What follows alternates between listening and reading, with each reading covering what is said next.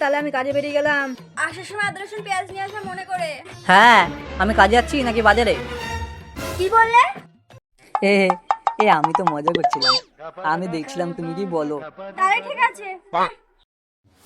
কাজে চলে যাই বাবা, এই আশায় বেঁচে গেলাম, না এক্ষুনি সম্মান করে দিচ্ছিল। দাদা জাস্ট 1 মিনিট। না না, এখন আমার টাইম নেই, এখন আমার অনেক কাজ আছে, আমার কাজের। দাদা শুনে তো যান, দাদা শুনে তো যান। আচ্ছা বলুন। দাদা আমি লাইফ ইন্স্যুরেন্স থেকে এসেছি। তো এতে আমি আপনার কি সাহায্য করতে পারি? এতে অনেক সুবিধা আছে, মরে গেলে ফ্যামিলির টাকা পাবে। আচ্ছা, তাহলে বউ মরে গেলে টাকা পাবো?